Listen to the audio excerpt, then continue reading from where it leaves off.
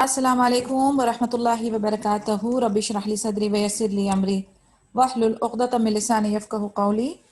Am I clear? Am I audible? वालेकुम अस्सलाम वरहमतुल्लाहि वबरकातुहू. Yes. Okay. Inshallah, we will begin the 41st session of our Raheequl Makhtum, the Seal Nectar, biography of our noble Prophet Muhammad sallallahu alaihi wasallam. Yesterday हम लोगों ने and किया था जहाँ पर नबी सल्लल्लाहु अलैहि वसल्लम ने एक जो प्रिजनर ऑफ वॉर था उसको कत्ल कर दिया गया था अज़ुबैर रदियल्लाहु अन्हु या आसिम बिन साबित रदियल्लाहु अन्हु के हाथों से, जिसको छोड़ दिया था पहली बार नबी सल्लल्लाहु अलैहि वसल्लम ने उस पर रहम किया था कि वो गरीब है और एक लार्ज फैमिली को सपोर्ट करता है, लेकिन उससे वादा लिया था कि वो मुसलमान के अगेंस्ट जंग में हिस्सा नहीं लेगा, लेकिन उन्होंने वैसे ही किया, जंग उहद में हिस्सा लिया. तो जब दोबारा से उसको बंदी बनाया गया तो अब रहम का मामला नहीं हुआ और नबी सल्लल्लाहु अलैहि वसल्लम ने उसको कत्ल करने का हुक्म दिया. आगे बढ़ते हैं.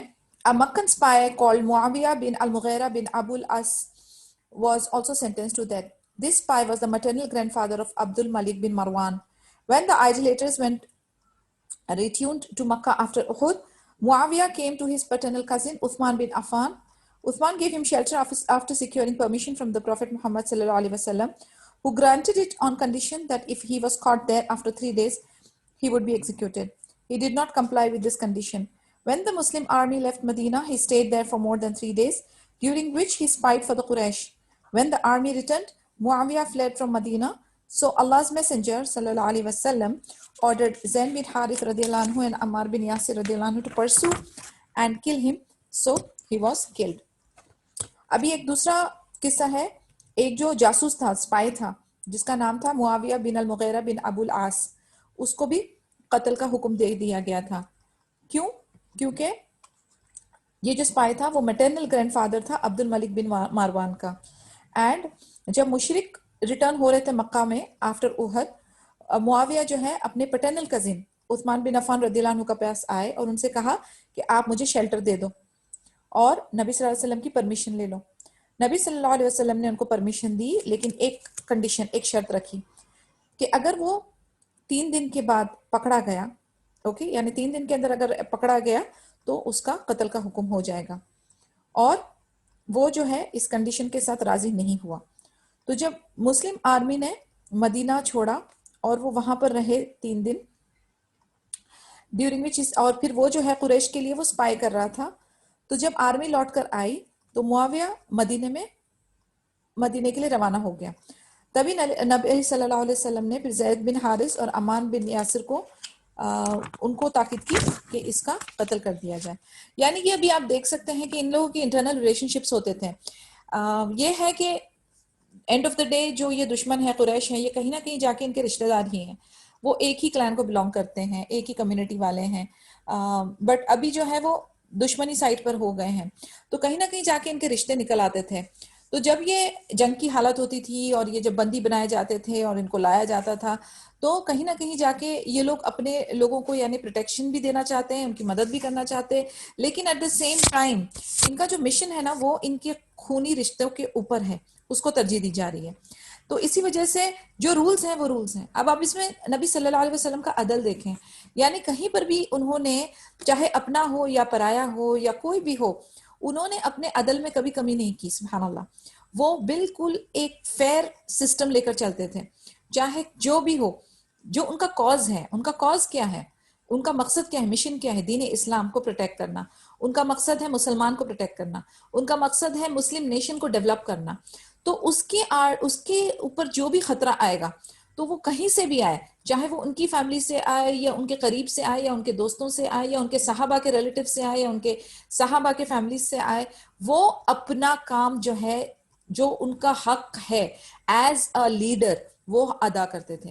और जहां पर रहम दिखाना है, जहां पर सख्ती दिखाना है, जहां पर जो लागू करना है, वो एकदम स्मूथली करते थे without any emotions coming in between.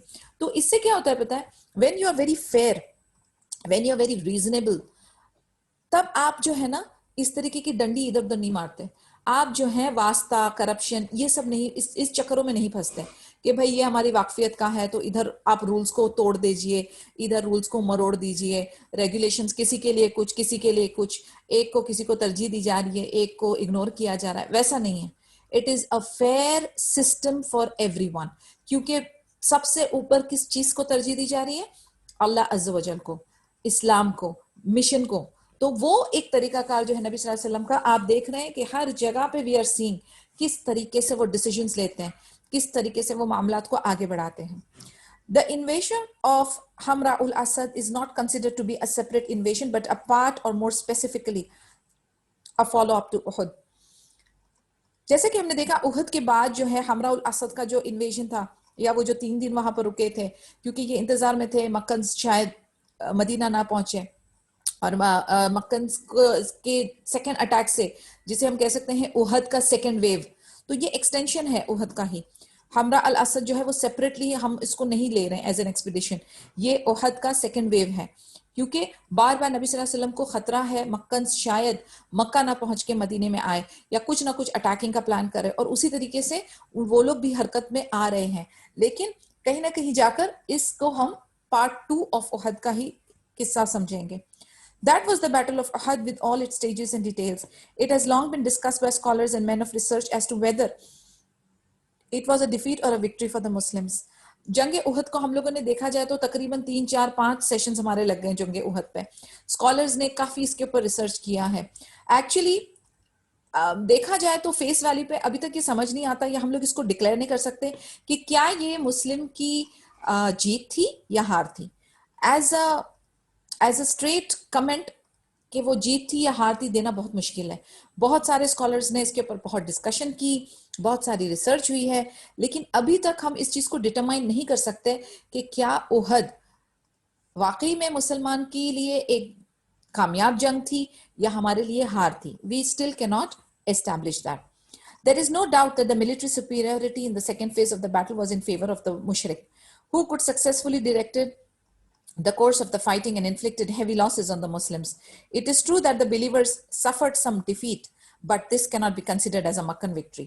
यानी उहद की जंग के दौरान ही हमने देखा कि पहले सुबहान अल्लाह मुस्लिम जो थे वो मुशरिक के ऊपर भारी थे, फिर सेकंड उसका जो फेज आया जब वो जो प्रोटेक्टिव बटालियन था, जो इंचार्ज था डिफेंड करने का मुस्लिम आर्मी का, वो जब नीचे आ गया, उसके बाद मुशरिक की आर्मी जो थी वो मुसलमान के ऊपर हावी हो गई, और फिर उसके बाद दोबारा से मुस्लिम्स जो है उन्होंने अपने आप को बचाया और वो एक सिक्योर एरिया में गए, एंड नबी सल्लल्लाहु अलैहि वसल्लम का कत्ल नहीं हुआ। ऑफ कोर्स काफी सारे सहाबाज जो है इंपॉर्टेंट डिग्निटरीज जो थे हमारी मुस्लिम आर्मी के, वो कत्ल हो गए, लेकिन एज सच हम ये नहीं कह सकते कि मक्कन जीते।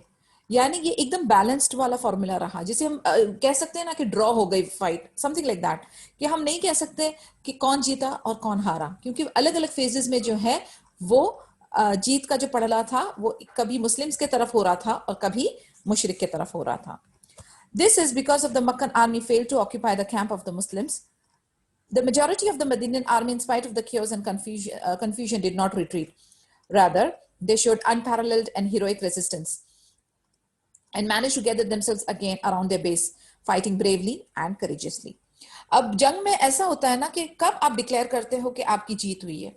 एक तो यह है कि आप उनके लोगों को मार गिराओ, दूसरा यह है कि आप उनको बंदी बनाओ, तीसरा ये है कि आप उनके कैंप को या जो उनकी जो प्रोटेक्टिंग एरियाज हैं जहां पर उनके मेन कमांडर इन चीफ या उनका जो आर्म्स एंड एमिनेशंस और वेपन्स है उसके ऊपर उसको आप हासिल कर लो। तो वैसा तो कुछ भी नहीं हुआ मुसलमानों के साथ। क्यों? क्योंकि मुशरिक जो है वो उनको भगाने में कामयाब नहीं हुए। मुस्लिम्स की जो छोटी सी भी आर्मी जो थी, 9 से 10 लोग जो अंसार के थे, वो आखिर तक जंग कर रहे थे, वो आखिर तक नबी सल्लल्लाहु अलैहि वसल्लम की प्रोटेक्शन कर रहे थे। मुशरिक ना तो मुस्लिम के कैंप्स तक पहुंच पाए, ना तो उनके प्रोटेक्शन एरिया से उनको निकालने में कामयाब हुए, बल्कि मुस्लिम आर्मी ने उनके बंदी लिए, मुस्लिम आर्मी ने उनकी बूटी ली। तो देखा जाए तो जो चंद एलिमेंट्स हैं विक्ट्री के, वो अल्हम्दुलिल्लाह मुसलमान के हिस्से में आए। Additionally, they did not allow the Makkans to run after them in pursuit. Neither were any Muslim captives taken, nor were any spoils gained by the Makkans. वही बात हो रही है कि मक्कन्स जो है उनको उनकी जगह से उधेड़ नहीं पाए, मक्कन्स उनको बंदी बना नहीं पाए, और मक्कन्स उनका माल गनीमत भी छीन नहीं पाए। तो ये तीनों चीज जो थी वो मुस्लिम्स आर्मी की इस्तेकामत अल्हम्दुलिल्लाह और उनकी ब्रेवरी और उनका हीरोइक करेजियस बिहेवियर जाहिर करता है, जिससे कि अगर चंद पॉइंट हम ये 3-4 पॉइंट्स को गिने तो ये जो जंग है वो मुस्लिम के फेवर में हुई है। The enemies of Islam The enemies of Islam were also too cowardly to conduct the third phase of war and impress their superiority on the battlefield. On the contrary, they were in hot haste to evacuate the field even before the Muslims. एक चीज जो हम इस दर यानी quality को जो हम गिनते हैं कि जो मुसलमान के इरादे थे, जो उनकी इस्तकामत थी, जो उनकी बहादुरी थी, वो बहुत खुली और बहुत जाहिर हो रही थी। और मक्कन्स जो है उनकी जो उनका जो घबराहट है या उनका जो डरना है या उनका बहादुरी का ना जाहिर करना उनकी हार का बायस बनता है, और वो बहुत क्लियर और अपेरेंट था उहद के जंग मैदान में। और इसी वजह से इनकी तादाद ज्यादा होने के बावजूद ये जो है तितर बितर होके हमेशा डर के भाग के अपने आप को अपना फ्लैगशिप छोड़ के निकल जाया करते थे। तो उस वजह से सुपीरियरिटी जो है वो किन लोगों की दिखाई दी, जो बहादुर थे, जो मुसलमान टीम के बिलोंग करते थे, उन्होंने एंड तक अपनी बहादुरी का मुजाहरा किया। वेरेज मक्कन्स जो थे, जो कुरैश जो थे, वो यहाँ वहां अपनी घबराहट में डर के बुजदिली से कमजोरी से बिखरते हुए नजर आ रहे थे। Medina, the capital of the Muslims, was only a stone's throw away from the lines of the enemy and vulnerably exposed. Yet the mushriks were not bold enough to storm it to plunder its wealth or capture the Muslim women in it. यानी Medina जो city थी वो उहद के बिल्कुल करीब थी, इतनी करीब थी कि आप पत्थर फेंकें तो वो मदीना में पहुंच जाए उहद से। लेकिन फिर भी उनके दुश्मन जो मक्कन्स थे उनके अंदर इतनी ताकत नहीं थी, इतनी बहादुरी नहीं थी कि वो उधर तक पहुंच पाए, उनको कैप्चर, उनकी औरतों को कैप्चर करे या उनके माल को छीने। यानी उनके अंदर जो जिगरा था वो बिल्कुल पस्त हुआ था, उनकी जो विल पावर थी वो बिल्कुल भी जीरोड हुई थी। दिखती बात है ये सारी चीजें कहाँ से आती हैं, ये बहादुरी, ये इस्तेकामत, ये जज्बा कहाँ से आता है? ये जज्बा आता है ईमान की ताकत से। तो सुभान अल्लाह, वो जो मुसलमान थे, जो सहाबाज थे, अंसार और महाजिर जो थे, उनका जो विल पावर था माशाल्लाह वो बहुत हाई था, उनका स्टेट ऑफ ईमान वाज एट द पीक। तो वो जिहाद क़िताल के लिए बिल्कुल तैयार थे और वो अपने आप को 100% खुशी से निछावर करने के लिए रेडी थे। इसीलिए उनके कंपैरिजन में मक्कन और कुरैश जो थे उनकी कोई बिसात नहीं थी। This suggestive details in fact support our argument that the events of Uhud were an occasion on which the Makkans merely managed to inflict heavy losses on the Muslims, but failed to achieve their ultimate goal of destroying the Muslim army. ये हकीकत है कि मुसलमान army को काफी नुकसान पहुंचा, काफी डिस्टिंग्विश्ड पर्सनालिटीज का कत्ल हुआ, मगर वो फिर भी मुसलमान आर्मी को डिस्ट्रॉय करने में नाकामयाब थे। After all, it is not unusual for conquerors to sustain such casualties and losses, but these could under no circumstances be regarded as a victory for the hostile party. अब ये बात तो पक्की है कि जब आप जंग के लिए जाते हो तो अगर आप 4 अपने दुश्मन को मारोगे तो 2 आपको भी लगेगी। तो मेंटली यू आर प्रिपेयर्ड कि आपको कुछ ब्लोस तो होंगे। ऐसा तो नहीं है कि आप किसी को अटैक कर रहे हो और आपको कोई भी खरोच भी नहीं आएगी, दैट इज नॉट पॉसिबल। बल्कि इनका जो जज्बा होता था मुसलमानी आर्मी का, वो तो ऐसा होता था कि वो अपने आप को कत्ल शहीद करने के पीछे रेस लगाते थे। तो that was definitely there, mentally they were prepared completely that if they are going for a war, उनको लॉसेस होंगे, उनको इंजरी होगी, उनका कत्ल हो सकता है, but they were prepared for it. So कहीं ना कहीं कैजुअलिटीज मुस्लिम आर्मी की थी, but that doesn't mean that they lost it. End of the day वो बंदी नहीं बने, एंड ऑफ द डे माल गनीमत इनका इंटैक्ट था, एंड ऑफ द डे इनके कैंप्स जो थे वो प्रोटेक्टेड थे। The incident of Hamra'ul Asad is an interesting case in this regard. It is interesting to see a victorious army in retreat for fear of disgrace and defeat, while being pursued by a defeated group of Muslims. So the second operation is not considered as a separate battle. Rather, each party gained some success and failure. In this regard, the operation can be considered as an inseparable battle. जैसे कि मैंने पहले भी कहा कि हमराउल असद जो है वो उहद का ही पार्ट और एक्सटेंशन गिना जाएगा। ऐसा गिना जाएगा कि वो उहद का सेकेंड वेव है, क्योंकि 3 दिन तक नबी सल्लल्लाहु अलैहि वसल्लम उधर थे, मुकीम थे, और फिर उसके बाद मक्कन जो थे वो लौट रहे थे मक्का के लिए, लेकिन बार बार वो मदीने की तरफ लौट रहे थे दोबारा से कि अटैक करें। उनमें बेचैनी और खलबली मची हुई थी, बदला लेने की आग अभी भी जल रही थी। यानी एक तो जंगे बदर की हार, उसके बाद उहद में भी उनकी काफी जिल्लत हुई। तो ये एक हमरा उल असद जो है वो उहद का पार्ट 2 या एक्सटेंशन ऑफ उहद बैटल हम लोग इसको कंसिडर कर सकते हैं। इसमें रेफरेंसेस ऑफ कुरान आए हैं फ्रॉम सूरा number 4 verse 104। And don't be weak in the pursuit of the enemy. If you are suffering hardships, then surely they too are suffering hardships as you are suffering. But you have a hope from Allah Azza wa Jal for the reward that is paradise, that for which they hope not. अल्लाह अज़्ज़ा वजल कैसे उनको console कर रहे हैं, कहते हैं आप लोग कमजोर मत पड़ो, और अगर आप सफर कर रहे हो, तकलीफें मशक्कत आप उठा रहे हो, तो ये मत भूलो कि आपके दुश्मन भी ये मशक्कत उठा रहे हैं, उनको भी तकलीफ हो रही है, लेकिन उनके पास क्या नहीं है जो आपके पास है? आपके पास है उम्मीद। उम्मीद किससे? अल्लाह अज़्ज़ा वजल से। आपकी रजा, आपकी होप, आपकी पॉजिटिविटी, आपकी बैटरी रिचार्ज कहाँ से होती है? अल्लाह अज़्ज़ा वजल से होती है। और आपके लिए क्या इन स्टोर है? जन्नत, जन्नत के बागान आपके लिए इन स्टोर है, जो आपके दुश्मन, आपके मुशरिकों के पास नहीं है। तो आप उस खुशी, उस सुकून, उस चीज का एहसास करें और अपने आप से अल्हम्दुलिल्लाह करें। So this is like a consoling balm for this people, you know. यानी सुभान अल्लाह, आप देखिए अल्लाह अज़्ज़ा वजल का जो टाइम दर टाइम जिस तरीके से वही नाजिल होती थी related to the situation, it works like a balm, it works like a medicine for them. यानी उनको इंस्टेंट हीलिंग और क्यूरिंग ऐसे खूबसूरत कलिमात से आ जाते हैं कि बस कोई मसला नहीं है।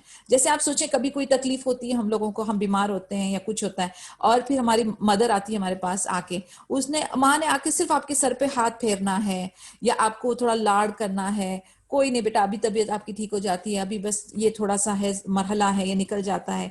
यानी आप यकीन करें वो दवा से ज्यादा वो जो एक बात, वो एक एहसास, वो एक feeling that somebody is there जिसके ऊपर you can fall back, somebody is there who is taking care of you, somebody is there you can count on। तो ये चीजें आपको कितनी उम्मीद दिलाती हैं, कितना आपको अच्छा महसूस कराती हैं। इसमें हमारे लिए एक और एक लेसन बनता है कि कभी कोई किसी तकलीफ में हो, किसी परेशानी में हो, किसी क्राइसिस में हो, किसी ट्रॉमा में हो, तो we being Muslims, we being believers, हमारा काम क्या बनता है? हमारा काम ये बनता है कि उनको हम ज्यादा बेचारा फील ना कराएं, उनको ज्यादा कमजोर फील ना कराएं। यानी एक जोक भी है, मैं आप लोग के साथ शेयर करती हूँ कि हम लोगों की जो एटीट्यूड है ना, ये अभी जो कोरोना वायरस और पैंडेमिक वगैरह की सिचुएशन थी उसमें ये बहुत मीम बहुत घूम रहा था कि हम लोग जो है ना एशियंस की, अगर हमारे सामने कोई बीमारी का सिम्टम बताए या कुछ बताए कि यार मुझे ये हो रहा है वो हो रहा है, हम लोग suddenly expert doctors and therapist बन जाते हैं ओवरनाइट, क्योंकि हम लोगों ने गूगल पे सर्च किया होता है और गूगल की सर्च करने के बाद कोई भी सिम्टम जो है वो सीधा कैंसर पे पहुंच जाता है। तो हम लोग जो है अपनी एक्सपर्ट एडवाइस देना शुरू करते हैं। तो अगर हमारे सामने कोई कुछ सिम्टम्स बताता है ना, तो हम रादर देन उनके अंदर उम्मीद जगाएं या पॉजिटिविटी दें, हम लोग कैसे कहते हैं पता है? The typical statements that come out of our mouth, हाँ मेरे भी जानने वाले के ऐसे सिम्टम थे और उसका तो कैंसर हो गया था और वो फौत हो गया। You understand the magnanimity? एक बंदा जो ऑलरेडी एक ट्रॉमा में है, rather than giving them some hope and positivity, हम क्या करते हैं पता है? हम अपने तरफ से अपनी एक्सपर्टीज लगाकर, जिसकी हमें कोई नॉलेज नहीं है, सुभान अल्लाह, हम उस बंदे को जिसका लेवल होगा ना, अगर समझो 20% उस पर होप होगी, आप उसको जीरो कर देते हैं। You are not suppose to do that. आप अगर भली बात नहीं कर सकते ना, तो खामोश बैठ जाएं। आपकी नॉलेज नहीं है ना, आप नहीं कमेंट पास करें, लेकिन आप उस बंदे को पॉजिटिविटी दें। ये तो आपके हाथ में है ना, आप बस कहें अल्लाह से उसे जोड़ दें, कोई मुश्किल नहीं, अल्लाह करीम, अल्लाह शिफा देने वाला है, अल्लाह की जात है, हर बीमारी का इलाज है, हदीस में है, तो देर इज नो प्रॉब्लम। आप कुछ भली बात कर लें, give a nice PAT, give a nice hand, give a compassion और शफकत। वइज़ा मरिदतु हुवा फी यशफीनी, सिंपल से कलाम है कुरान के कि आप बीमार होते हो, शिफा अल्लाह की तरफ से है। तो आप टेंशन उनको और मल्टीप्लाई नहीं करें, उनको ना तो बेचारा बनाएं, ना तो उनको अपनी एक्सपर्ट एडवाइस दें, ना तो आप उनको गुमराह करें, ना तो आप उनको सॉरी फील कराएं। आप सिर्फ और सिर्फ उनके अंदर पॉजिटिविटी और उम्मीद जगाएं कि इंशाअल्लाह अल्लाह करीम, आप देखें उसका उसका कॉम्पनसेशन है, ला बस्तहुरा इंशाअल्लाह। ये सारे कलिमात बोलें, ऐसे ऐसे कलिमात बोलें जिससे उनको राहत मिले, जिससे हम उनको अल्लाह से जोड़ें। हमने बताया कि हर कंपनसेशन, हमको कांटा भी चुभता है तो अल्लाह की तरफ से अजर है। If you are under this thing, इंशाअल्लाह देयर इज खैर फॉर यू। तो ये सारे बात और कलिमात होते हैं, rather than just declaring expert doctor oncologist आप बन गए हो और आप अपने तरफ से टिप्स दे रहे हो। डोंट डू दैट, बिकॉज इस तरीके से you are damaging a person internally and externally, जो ऑलरेडी डिस्ट्रॉय हो चुका है, उसको आप पूरी तरह से खत्म कर रहे हो. So please don't do that. This is again one of my advices to all of you. The verse explicitly identifies the attitudes of equality of both parties concerning losses and hardships suffered. Both parties concluded the military operations and returned neither victorious nor defeated. तो इस तरीके से हमें अच्छी तरह से पता चल गया कि दोनों party, the Muslims and the Meccans, उनका एटीट्यूड कैसा रहा इस दौरान किस किस को क्या नुकसानात, क्या तकलीफें झेलनी पड़ी, और फिर बोथ पार्टीज ने अपने अपने ऑपरेशन कंक्लूड करके अपने अपने जगहों पर पहुंच गए, ना तो जीत ना तो हार. It was a kind of a draw match. The observations of the Noble Quran on the Battle of Uhud. Quranic verses were revealed to shed light on the most decisive phases of the battle, clearly bringing forward the cause that led to these heavy losses and illustrating the vulnerable areas that were still persisting in the souls of some believers over their duties in adopting a decisive attitude with respect to the noble objectives for which the Muslim community was formed and what it was expected to accomplish. Quranic verses काफी सारी इसको explain करने के लिए reveal हुई थी, जो कि बहुत ज्यादा डिसाइसिव फेजेस, उसके अलग अलग स्टेजेस बता रही थी, ये दिखाने के लिए कि हेवी लॉसेस हुए हैं और एक चंद जगहों पे जो थे वो खतरनाक वाले एरिया थे जहां पर मुसलमान को खतरा था, लेकिन फिर भी चंद बिलीवर्स ने अपनी ड्यूटीज को बखूबी निभाया और उन्होंने अपना जो नोबल ऑब्जेक्टिव था उसको प्रोटेक्ट करने के लिए, मुस्लिम कम्युनिटी को फॉर्म करने के लिए उन्होंने अपना टास्क अचीव किया. ये खास तौर से उस पर इशारा हो रहा है जब आखिर में वो जो 9 सहाबाज रह गए थे जो नबी सल्लल्लाहु अलैहि वसल्लम को आखिर तक प्रोटेक्ट कर रहे थे और उन्होंने अपना मिशन जो है, अपना फ्लैगशिप जो है नहीं छोड़ा.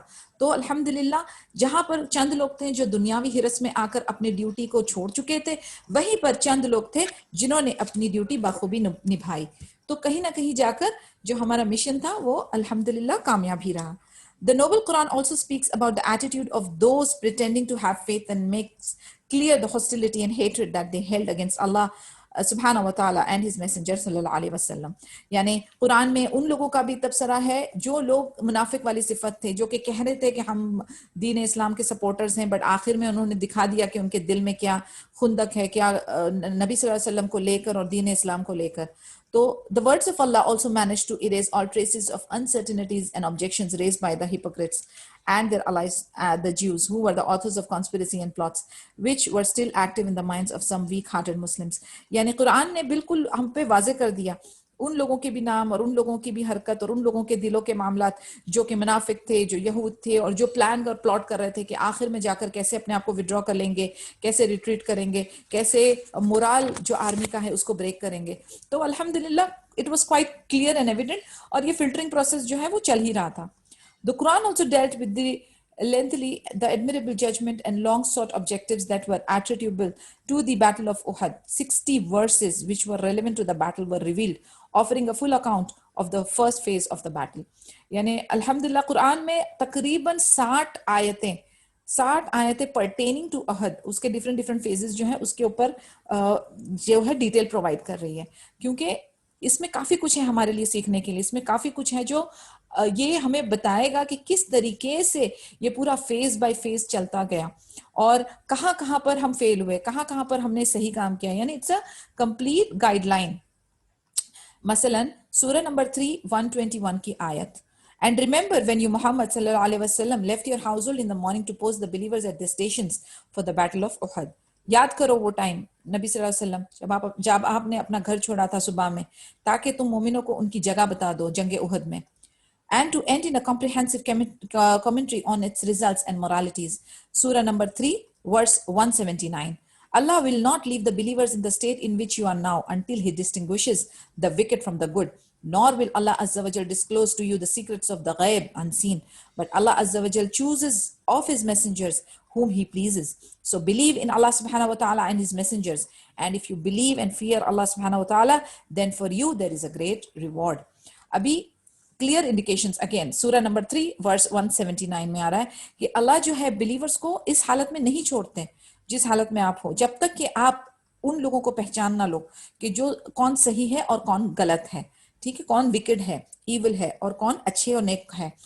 ना कि अल्लाह आपके ऊपर गैब की भी सीक्रेट्स इमीडिएटली डिस्क्लोज करते हैं, बट अल्लाह जो है वो चूज करते हैं अपने मैसेंजर्स में से जिससे अल्लाह राजी है, तो अल्लाह पे यकीन करो, उनके नबियों पे, रसूलों पे यकीन करो, और अगर आप अल्लाह पे भरोसा करते हैं और अल्लाह से डरते हैं तो आपके लिए बेहतरीन अजर अजीम है।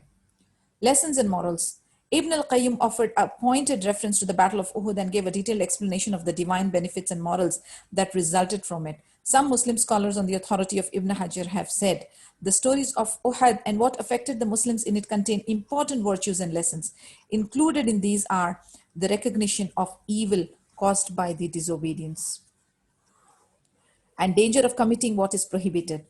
These are lessons derived from the events that occurred as a consequence of disobeyment of orders, which the Messenger ﷺ had given to the archers to maintain their position and not to vacate it. अब ये एक important part है क्योंकि इतना लंबा जिक्र, इतना ज्यादा टाइम हमने भी इसमें लगाया। अब देखें, सीरा में भी तकरीबन 4 से 5 सेशन, यानी 4 से 5 घंटे हमने सिर्फ उहद के बारे में डिस्कस किया। कुरान में 60 वर्सेस इसकी आ रही हैं, तो आप देखें कि इधर हमारे लिए बहुत सारे मॉरल्स और लेसन्स हैं। इब्ने क़य्युम ने चंद चीज़ों को बयान किया है, वो हम लोग थोड़ा सा इसमें अंडरस्टैंड करने की कोशिश करेंगे कि क्या था इसके पीछे, क्या मसले मसाइल थे, क्यों मुसलमान तकलीफ में आए, वो कौन सी क्वालिटीज थी जिसके वजह से हमें बहुत नुकसान झेलना पड़ा। तो सबसे बड़ी जो थी वो है कि disobedience. Disobedience is one of the major factor. अगर आप से कहा जाए कि ये चीज ना करें और आपने की, फिर आपको उसका खामियाना जो है वो भरना ही पड़ेगा। और ये हमारे लिए जंग उहद में एकदम टर्निंग पॉइंट था कि जब उन सहाबियों को कहा गया था जो तीरंदाज थे तकरीबन 50, कि आपने वो जगह नहीं छोड़नी जब तक कि नबी सल्लल्लाहु अलैहि वसल्लम का इशारा ना हो। वो एक गलत स्टेप ने सारा, कहते ना, पूरा चेंज कर दिया, सिनेरियो पूरा उलट दिया। It is also customary for the messengers be tested through suffering. The wisdom behind this is to differentiate the true believers from the others who otherwise would have joined them because of their continuous victories and not because of belief. And if they continuously suffer defeat, then the objective of the mission would have never been met. अभी नबी सल्लल्लाहु अलैहि वसल्लम या जो messengers हैं, जो रसूल हैं, उन लोगों की भी जो आजमाइश है वो सबसे ज्यादा कड़ी होती है, हमें पता है, राइट? जितने ज्यादा नेक होते हैं उतनी कड़ी आजमाइशें होती है। अब इसके पीछे हिकमत क्या है? इसके पीछे हिकमत ये है, इसके पीछे हिकमत ये है कि अगर कंटिन्यूसली आपको जीत जीत जीत होती जाएगी तो क्या होता है कि आप जो है यू कैन नॉट डिस्टिंग्विश कि कौन आपकी टीम में सही है, कौन असल है और कौन नकल है, कौन सही मोमिन है और कौन मुनाफिक है। क्योंकि जो आप विक्ट्री होती जा रही है आपकी और कोई तकलीफ नहीं आ रही है, सब लोगों को शेयर मिल रहा है, बड़े खुश हैं, लेकिन जब आजमाइश आती है उस वक्त आपको पता चलता है कि कौन असली मोमिन है और कौन मुनाफिक है। क्योंकि तकलीफ और आजमाइश आते ही मुनाफिक भाग खड़े होते हैं, वो रिट्रीट कर जाते हैं, वो आपको डिच कर जाते हैं, लेकिन जो असल ईमान वाला होगा वो आपके साथ लगा होगा। और ये चीज हमने बहुत क्लियरली जंग उहद में देखे कि जहां पर ये इतने सारे लोग थे और फिर जब असल बारी आई तो हैंडफुल ऑफ पीपल रह गए। कहां पर वो 50 लोग थे और कहां 10 और 9 लोग। तो आप देखें, यानी इसमें फिल्टरिंग हो जाती है। इसीलिए असल दोस्त, असल इंसान, असल साथी की पहचान कब होती है? जब आप पर तकलीफ आती है। अच्छे दिन के सब साथी हैं, लेकिन जब आपके बुरे दिन आते हैं तब आपके साथ कौन खड़ा होता है? वो आपका सगा, वो आपका सच्चा दोस्त है। तो ये फिल्टरिंग का जो प्रोसेस है ना, ये अच्छे दिनों में कभी भी नहीं हो सकता। ये फिल्टरिंग का प्रोसेस जब आजमाइश आती है, जब हमारे ऊपर तकलीफ आती है, जब कोई बंदा कोई परेशानी में होता है, तब आपको असल और नकल की खूब पहचान हो जाएगी। सो दैट इज द हिकमा। The wisdom contained in victory and defeat is the distinction between the truthful and the deceitful. Initially, the hypocrisy of the hypocrites was hidden from the Muslims, but when this event took place, the hypocrites began to openly behave as they did. So then things became clear and recognition of the enemy within their own land became clear to the Muslims. Subhanallah, जब ये आजमाइश वाला सिलसिला शुरू हुआ तब जो मुनाफिक थे उनकी हरकतें, उनकी बातें, उनके एक्शंस ओपनली सामने आ गए, और वो ओपनली सामने आने से मुस्लिम्स के ऊपर बिल्कुल आया हो गया कि कौन मुनाफिक है और कौन असल मुस्लिम है. This recognition permitted the Muslims to make preparations against them and to be on the guard against them. अब जब आपको पता चल जाता है एक बार कि कौन सा बंदा क्या है, कौन सा बंदा आपका सगा है और कौन सा बंदा आपका दुश्मन है, तब आप फिर अपने जो कोर्स ऑफ एक्शन है या आपके जो फर्दर स्टेप्स हैं, आप अकॉर्डिंगली उसको फॉलो कर सकते हैं. और आप अपनी जो कहते हैं ना कि आपका जो रणनीति है, आगे की जो आपकी प्लॉटिंग एंड प्लानिंग है, वो आप बेस्ड ऑन दिस टेस्ट आप कर सकते हैं. कि हो सकता है कि कोई बंदा जिसको आप समझते हो कि बहुत आपका खैर ख्वाह है, और सडनली जब आप पे आजमाइश आती है तो आपने देखा कि वो आपके बारे में बड़ी नेगेटिविटी फैला रहा है, हॉस्टिलिटी दिखा रहा है. तो जब इंशाल्लाह जब आप स्टेबल होते हो दोबारा से, तो आपका जो नजरिया होता है वो दोबारा से सेम नहीं हो सकता उस बंदे के लिए.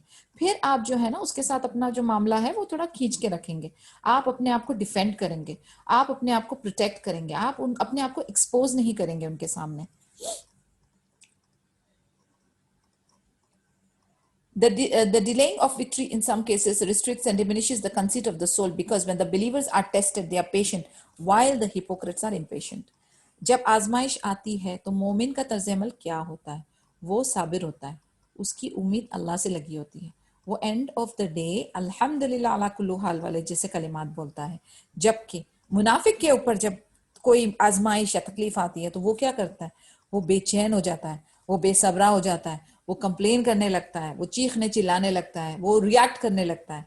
अब आप एक अपना जायजा लें, अनाज बिल्ला कोई आजमाइश आती है तो आप क्या करते हैं, हम और आप क्या करते हैं? क्योंकि ये क्लियर इधर इंडिकेशन दिया गया है, एक टिप, कि भाई जब आपके अंदर दीन इस्लाम आपके बिल्कुल दिल और दिमाग और रूह पर है छाया हुआ, तो क्या आप सब्र करते हो? आप अल्लाह से उम्मीद रखते हो? कि क्या आप ड्रामे करते हो, आप कंप्लेन करते हो, आप चीखते चिल्लाते हो, आप लोगों को ब्लेम करते हो? Just quickly take an assessment of yourself कि हम और हमारी एक्शंस किस तरीके के हैं. अगर हमारे एक्शंस अस्तगफिरुल्लाह लाजिम इन मुनाफिकों की तरह मैच करते हैं तो हमें अपने आप को बदलना पड़ेगा. इफ वी से वी आर मुस्लिम्स तो हमें उसी तरीके से एक्ट करना पड़ेगा. इफ वी से कि वी बिलीव इन अल्लाह अज़्ज़ा वजल, तो हमको हमारे अंदर ये पॉजिटिव चेंजेस लानी पड़ेगी. I don't say it is difficult, नहीं है, ये डिफिकल्ट है लेकिन इम्पॉसिबल नहीं है. तो इसकी हमें बहुत दुआ करनी है, बहुत प्रैक्टिस करनी है. इंशाल्लाह अल्लाह ताला हमको कामयाबी देंगे. Allah Azza wa Jal has prepared lofty abodes for his believing servants, which they could never attain by their deeds alone. It is through trials and adversities that which he sends to them that they are able to achieve this lofty abode. यानी अल्लाह अज़्ज़ा वजल ने बहुत अच्छा इंतज़ाम हमारे जो believers हैं, जो Muslims हैं, जो ईमान वाले हैं, जो मोमिन हैं, उनके लिए रखा है. लेकिन वहां पर वो नेमतों को हासिल करने के लिए आपके अमाल काफ़ी नहीं है. आपको ये रगड़ाई, ये एडवर्सिटीज, ये ट्रायल्स, ये ट्रिबुलेशंस, ये आजमाइश, ये तकलीफों से गुजरना पड़ेगा. आप देखिए जो हीरा है वो रगड़ के फिर जाके वो कार्बन होता है पहले, बाद में वो उसकी जो कहते हैं ना कि उसकी जो घसाई होती है उसके बाद वो चमक के निकलता है. सोने का भी यही हाल है, वो तपता है फिर वो निखर के निकलता है. हर चीज जो है ना, हर चीज एक प्रोसेस से गुजरती है, और जब वो प्रोसेस से गुजरती है फिर जाके वो निखर के आपके सामने आती है. हम बोलेंगे हम बस ऐसी बिना आजमाइश बिना तकलीफ के हमको जन्नत मिल जानी चाहिए. That is not possible. आपको सर्टन स्टेजेस से गुजरना पड़ेगा, आपको सर्टन तकलीफें झेलनी पड़ेगी, आपको ये पेन लेना पड़ेगा, और वो पेन लेने के बाद जो आपको प्लेजर मिलेगा फिर आपको वो प्लेजर की कदर होगी. And that is the nature, that ये नीति है, ये this is the way things work. एक जो औरत है सुभान अल्लाह, वो पूरे 9-10 महीने जो बेबी को झेलती है, उसके बाद लेबर पेन की तकलीफ लेती है, बिल्कुल शदीद किस्म की पेन, और फिर उसके बाद अल्लाह ताला उनको एक खूबसूरत नेमत हाथ में देते हैं. यानी ये पूरा प्रोसेस है, you can not skip any step. This is how it works, और ये फेज हमेशा चलेगा. हर मुश्किल के बाद राहत, क्योंकि जब तक मुश्किल नहीं आएगी तो आपको राहत की कदर नहीं होगी. So you have to go through the तकलीफ to experience that rahat. which he sensed of them that they were able to achieve this lofty abode. Martyrdom is among the highest ranks that the true friends of Allah subhanahu wa ta'ala can achieve. And through them, Allah subhanahu wa ta'ala wants to destroy his enemies. He makes them the cause by which they deserve that end, which was a result of their disbelief, tyranny, and transgressions against his friends. Through this, the sins of the believers are erased and are imposed upon the disbelievers. अब आजमाइशों में जो सबसे top peak की आजमाइश है, जिसे हम कहते हैं जिहाद क़िताल या शहादत, इसको अल्लाह ताला ने काफ़ी बड़ा दर्जा दिया हुआ है. डेफिनेटली यानी अभी आज अगर हम बोलें कि भाई अपनी उंगलियां काटो, किसी में एक हिम्मत नहीं होगी कि वो अपनी उंगली काट सके. यहाँ पर ये पूरी की पूरी अपनी जान अल्लाह ताला पे निछावर करने के लिए तैयार हैं. तो डेफिनेटली उनके जो दर्जात हैं और उनके लिए जो आसानियां हैं, उसकी तो कोई भी यानी कंपैरिजन नहीं है. इसका होना इसलिए भी ज़रूरी है क्योंकि अल्लाह जो है वो अपने दुश्मनों को डिस्ट्रॉय करना चाहते हैं. वो जो कुफार हैं, जो डिसबिलीवर्स हैं, उनको ख़त्म करना चाहते हैं. जो जुल्म करते हैं उनको तबाह और नेस्त नाबूद करना चाहते हैं, ऐसे बिलीवर्स के हाथों जो कि अपनी जानों को निछावर करने जाते हैं. एंड डेफिनेटली उसके बाद ये शहादा के साथ होता क्या है, इनके सारे गुनाह जो हैं वो धुल दिए जाते हैं और इनको जो है कुफारों के ऊपर तरजीह दी जाती है, यानी वो उनके ऊपर हावी हो जाते हैं. And there are lot of, मैं इंशाल्लाह ग्रुप में आप डालती हूँ शहीद के लिए ना बहुत सारी आसानियां हैं इन टर्म्स ऑफ इनामात ऑन शुहादा.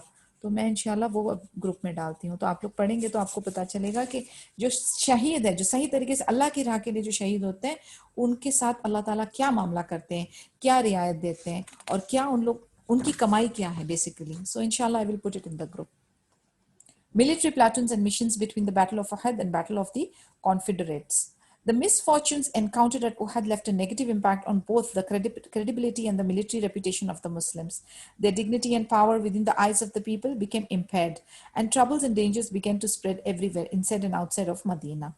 अब ये हुआ कि जंग उहद के बाद जो एक नेगेटिव इम्पैक्ट थोड़ा सा आ गया था लोगों के जहन के अंदर और लोगों के माइंड के अंदर और उनके एटीट्यूड के अंदर. ऐसा होता है ना जैसे जंग बदर के बाद देवर लाइक ओपन विनर्स थे. अभी ये एक्सप्लेन करने के लिए मैं आपको एक एग्जांपल देती हूँ. मसलन जैसे कि कोई फाइट हो रही है कराटे की, okay, I can explain you from that point of view कि कराटे का टूर्नामेंट हो रहा है. अभी तरीकाकार ऐसा होता है कि 4 कॉर्नर जजेस होते हैं और 2 चीफ जजेस होते हैं और सेंटर में रेफरी होता है और इनकी मार्किंग की सिस्टम होती है. ठीक है, यानी पंच को 1 पॉइंट, किक को 2 points and so on and so fourth, और उनकी टाइमिंग भी होती है. अब 4 एंगल से वो कॉर्नर जजेस जो हैं वो कोने पे बैठे हुए हैं, उनके हाथ में रेड और ब्लू फ्लैग होता है. तो अकॉर्डिंगली जिसको जो दिख रहा होता है वो, अगर रेड ने पॉइंट लिया है तो रेड फ्लैग ऊपर होता है, ब्लू ने पॉइंट लिया है तो ब्लू फ्लैग ऊपर होता है. तो यानी इतने सारों की नजर होती है वो एक फाइट के ऊपर. 2 लोग लड़ रहे हैं, अब आप सोचें 4, 5, 6, 7 लोग, तकरीबन 7 से 8 लोग हैं वो मॉनिटर कर रहे हैं ये फाइट को. तो अभी किसी के साथ ज्यादती ना हो या नाइंसाफी ना हो, तो ये बहुत फेयर जजमेंट है. Everybody is trying to watch them कि भाई क्या है क्या नहीं. अब मैं आपको मेरे किस्सा ही बता रही हूँ कि कई बार ऐसा होता था कि जो टफ फाइट्स होती थी ना, गोल्ड की या फाइनल फाइट या ये वो नेशनल लेवल की फाइट की मैं बात कर रही हूँ, it's a very important fights. तो उसमें ये होता था कि बहुत शातिर और बहुत एक्सपर्ट्स जो है वो फाइट कर रहे होते थे. तो आपकी जो पॉइंट्स सिस्टम है ना वो बहुत क्लियर होना चाहिए. तो जो मेरे सेंसेई थे यानी मेरे जो टीचर थे वो मुझे अक्सर कहते थे, स्पेशली ये क्रूशियल फाइट्स में, सेमीफाइनल्स एंड फाइनल्स में, वो मुझे कहते थे कि ये ना छोटे छोटे पॉइंट्स लेने मत जाओ, क्योंकि उसमें फिर ये होगा 2 कहेंगे कि ब्लू ने लिया, 2 कहेंगे कि रेड ने लिया, और उसमें फिर अपील करना पड़ेगा. इट इज लाइक बहुत हैरानी होती है कि भाई किसने पॉइंट लिया क्या नहीं लिया, वो देखो ये देखो. उस टाइम पे वो रिकॉर्डिंग वगैरह का सिस्टम नहीं था, आजकल तो step by step, second by second recording होती है. तो उस वजह से आप क्या करो, आप सीधा नॉकआउट वाली फाइट करो. नॉकआउट का मानी ये होता है कि आप आए, आपने सीधा एक फेस पे किक दिया, बंदा नीचे गिर गया, चारों के हाथ जजेस के ऊपर हो गए, कि इसमें तो कोई शक शुबा ही नहीं, you should give a knockout fight. तो वो एक चीज मेरे जहन में ड्रिल थी कि ऐसे छोटे छोटे पॉइंट्स के पीछे मत भागो, सीधा नॉकआउट करो, ताकि सारों की जो है एक ही तरफ डायरेक्शन हो. So that is what it is. यानी जंग बदर में सुभान अल्लाह it was a knockout, Muslims जो थे विनर, कोई उसमें गुंजाइश नहीं, no discussion nothing, it was a knockout fight. लेकिन उहद जो है ना वो ड्रॉ होने वाली कगार पे थी, यानी कौन जीता कौन हारा, इधर से वो दिख रहे हैं कि ये पड़ना भारी, उधर से वो पड़ना भारी, इट इज थोड़ा सा उसमें कॉम्प्लिकेशन थी। तो इस वजह से जब ये लोग लौट के मदीना में आए मुस्लिम आर्मी, अब लोगों के अंदर they were still in doubts, they were still having lot of reluctancy कि ये शायद मुस्लिम आर्मी ने अच्छा परफॉर्म नहीं किया, कुछ लोग जो थे वो ओबीडियंट नहीं थे, तो कहीं ना कहीं जाके उनकी ग्रिप जो है ना वो लूज हो गई थी। इसकी वजह से थ्रू आउट मदीना में कंफ्यूजन था, ट्रबल थी, और लोगों का थोड़ा सा एटीट्यूड डिफरेंट हुआ था। अब इस बीच यहूद मुनाफिक और बिदुन्स जो थे वो ओपनली जो है वो मुसलमान के खिलाफ एनिमिटी जो थी वो डिक्लेयर कर रहे थे। और सारे जो थे वो ये जो तीन कैटेगरी मैंने बताई ना आपको, यहूद, मुनाफिक और बिदुन्स ऑफ मदीना, ये तीनों जो है वो मुस्लिम की रेपुटेशन को हार्म कर रहे थे, डिग्रेड कर रहे थे। Near the completion of 2 months after the battle, Banu Asad made preparations to raid Medina. During the same time, the tribes of Adal and Qarah conspired against the Muslims in the month of Safar, 4 after Hijri, and killed 10 of the Prophet companions. अभी 2 महीने खत्म होने को आ रहे थे ये जंग उहद के बाद, तो बनु असद जो है वो प्लानिंग कर रहा था मदीने पे रेड करने के लिए। और इसी टाइम पे जो थे दो ट्राइब्स थे जिनका नाम अदल और कराह था, वो भी मुस्लिम्स के अगेंस्ट में प्लानिंग कर रहे थे, और ये वक्त था सफर का, 4th आफ्टर हिजरी।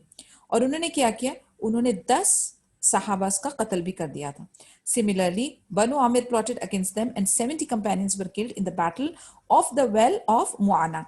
अभी इसके बाद एक दूसरा बनु था, जो दूसरा कबीला था बनु आमिर, उसने भी प्लान किया और तकरीबन 70 सहाबियों को एक जो बैटल ऑफ वेल हुई थी मुआना में उधर कत्ल कर दिया। During that period Banu Nadir kept announcing their enmity against the Muslims and were involved in a plan to kill Prophet Muhammad sallallahu alaihi wasallam.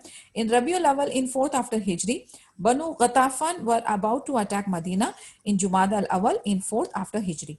अब इसके बाद बनु नदीर भी जो है उसने अनाउंस कर दिया कि हम मुस्लिम्स को अटैक करने वाले हैं, और नबी सल्लल्लाहु अलैहि वसल्लम को कत्ल करने का प्लानिंग करने लगे। फिर 4 रबीउल अव्वल नहीं रबीउल अव्वल में 4 आफ्टर हिजरी को बनु गताफान भी मदीने पे अटैक करने के लिए आ रहा था, और ये तकरीबन जुमादा अल अव्वल में प्लानिंग कर रहे थे। Therefore, we see that after the Muslims lost their military credibility due to the events of the Battle of Uhud, the Muslims became a target of several potentially dangerous plots by their enemies. Prophet Muhammad ﷺ was able to wisely contain all those hostile currents, restoring their lost dignity and gaining for them fresh glory and a noble standing. यानी आपको पता है जब इंसान को पता चल जाता है ना कि ये जैसे जंग बदर के बाद ये सारे बिदून्स, ये सारे ज्यूज, ये सारे मुनाफिक के ऊपर एक धाक जम गई थी, और इसके बाद ये था कि वो लोग डर रहे थे कि हम अगर मुस्लिम आर्मी को अटैक करेंगे तो ये लोग तो बहुत शातिर हैं। दूसरा, उन लोगों को इस चीज का भी अच्छी तरह से आया हो चुका था कि इनको डायरेक्ट अल्लाह की तरफ से मदद आती है, तो उनकी हिम्मत नहीं हो रही थी कि वो सर उठा सकें। अब जैसे उन्होंने देखा कि जंग उहद में इतना इनको नुकसान पहुंचा, कहीं ना कहीं जाके इनकी इनकी तकलीफें थोड़ी बड़ी, इनकी मिलिट्री ऑपरेशन थोड़े कमजोर हैं, तो जो ना छोटे छोटे भी जो थे ना वो भी उठ के खड़े हो गए। यानी आप देखें जब तक अल्हम्दुलिल्लाह शेर, जैसे जंगल का कानून होता है ना, शेर जो है वो अपनी फुल स्विंग में है, पूरा ताकतवर है और अच्छे से वो अपना कहते हैं ना killing and everything and managing कर रहा होता है, किसी की मजाल नहीं होती कि उसके सामने खड़ा हो, सब अपने अपने जगह पे दबे हुए रहते हैं।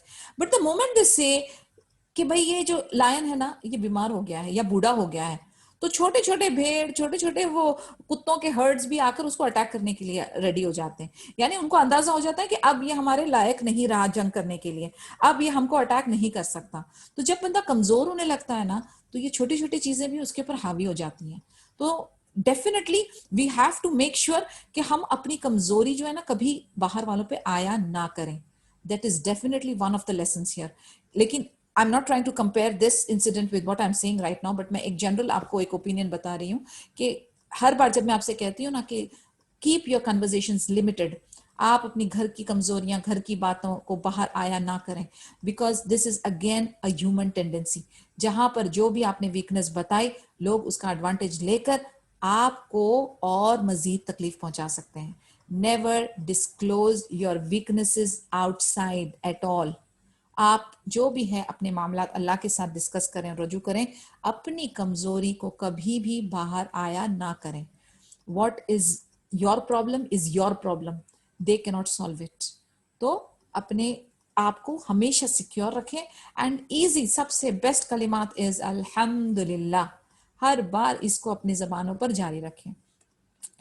अब हम देख रहे हैं कि कितने सारे बनु जो है, वो बनु असद हो गया, बनु नदीर हो गया, बनु आमिर हो गया, ये मुसलमान आर्मी को अटैक करके उनको नुकसान पहुंचा रहे हैं।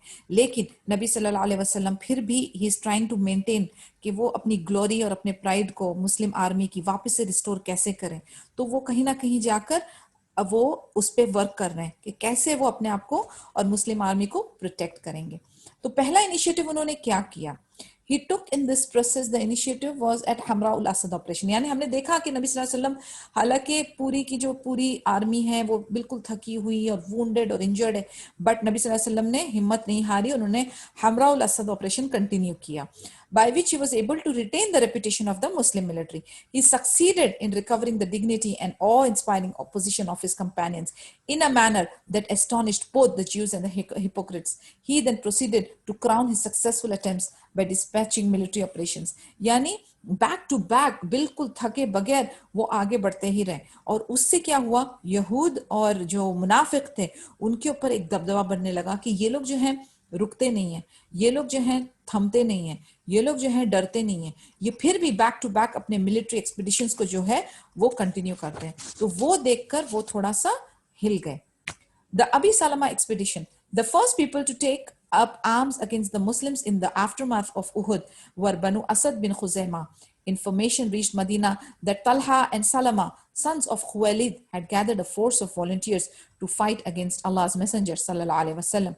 The Prophet sallallahu alaihi wasallam immediately dispatched a military squad of 150 men comprising of Ansars and Muhajirs, which was headed by Abu Salama radiallahu anhu. The Muslim leader took Bani Asad bin Khuzaimah by surprise in their homeland, neutralizing their threats and dispersing them. And in the process, they captured their cattle. On their return, Abu Salama radiallahu anhu died of an inflammation from a previous wound, which he sustained at Uhud. This expedition took place on the 1st of Muharram, 4th after Hijri. अभी एक जो expedition नबी सल्लल्लाहु अलैहि वसल्लम ने अंजाम दिया वो था अबी सलेमा एक्सपीडिशन, और ये था यानी उहद के बाद बनु असद बिन खुजैमा जो था उसने वो मदीना पहुंचा, और इसके लीडर्स कौन थे, तलहा और सलमा जो खुवैलिद के बेटे थे। तो उन लोगों ने वॉलंटियर्स गैदर किए और नबी सल्लल्लाहु अलैहि वसल्लम के अगेंस्ट में अटैक करने पहुंचे। अब नबी सल्लल्लाहु अलैहि वसल्लम ने इमीडिएटली एक मिलिट्री स्क्वाड जो कि 150 आदमियों का था, और उसमें कौन थे, मुहाजिर और अंसार्स थे, और उसको कौन लीड कर रहा था, अबू सलमा रदी अल्लाह अन्हु। तो वो लोग पहुंचे बनी असद बिन खुजैमा के पास और सडनली जाकर उनकी होमलैंड में उनको अटैक किया, और इससे क्या हुआ, वो सरप्राइज्ड हो गए और यहाँ वहां तितर बितर हो गए। और इस प्रोसेस में उन्होंने उनके कैटल यानी उनके जो अनाम है यानी भेड़ बकरियां उसको कैप्चर किया। पर वापसी में अबू सलमा जो है उनको जंगे उहद में एक चोट लगी थी, जिससे कि वो उनको इन्फ्लेमेशन इन्फेक्शन हुआ था, जिससे कि वो फौत हो गए। और ये कब हुआ एक्सपीडिशन, 1st of मुहर्रम में, 4th आफ्टर हिजरी। सो इंशाअल्लाह वी विल क्लोज हियर। अगर कोई क्वेश्चन है तो please feel free to ask and discuss.